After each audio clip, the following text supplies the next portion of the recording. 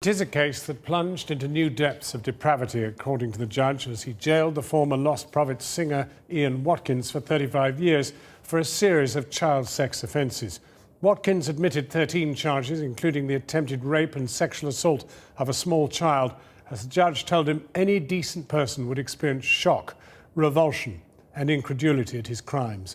2 women, mothers of the children who were abused, were also jailed. Our Home Affairs correspondent Andy Davis was in court.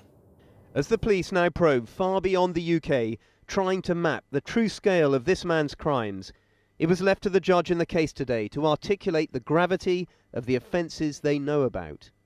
He and the 2 women alongside him had plumbed new depths of depravity, said the judge. Many here, he said, will have heard many horrific cases.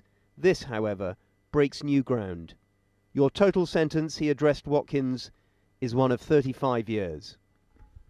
As Mr. Justice Royce handed down the sentence, someone in the public gallery said, "Wow."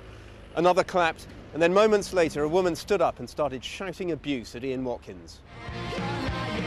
The former Lost Prophets singer, who was caught with more than 90 indecent photos of children, videos of extreme pornography, images of bestiality.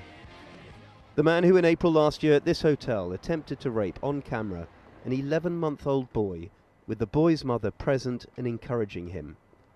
The man who would months later encourage another young mother over Skype to abuse her own young daughter for him, amidst talk of him wanting the little girl to take crack cocaine. He's the most dangerous child sex offender I've ever met, because he shows no emotion, he shows no sympathy, he shows no guilt, and in this case the evidence is overwhelming. His barrister said he was ashamed and appalled by what he'd done, unable to recall some of it due to drugs.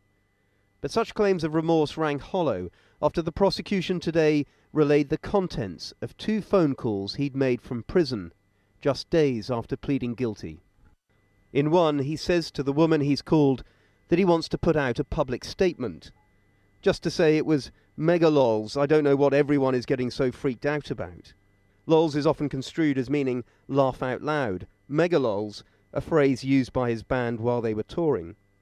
When the woman suggested that she wasn't sure that this was the right statement, he replied, "No, it's just lols now."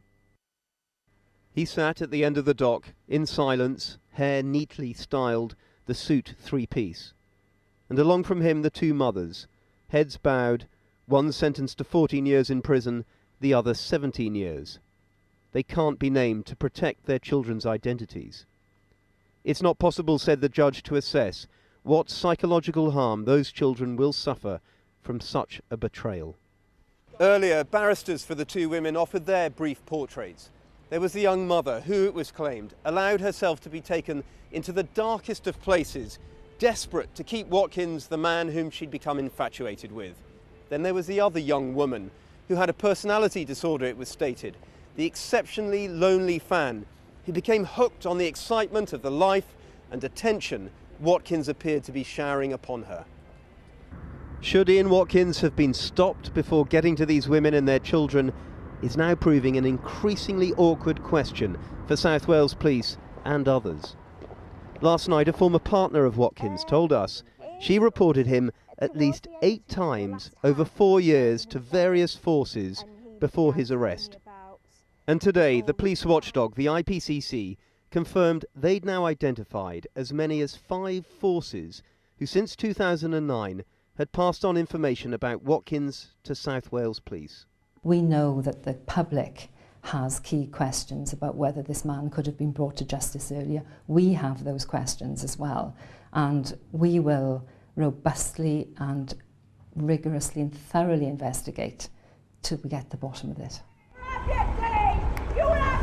As Watkins was driven away from court today, South Wales Police announced they're now liaising with other forces across the United States and Germany, trying to trace any other victims.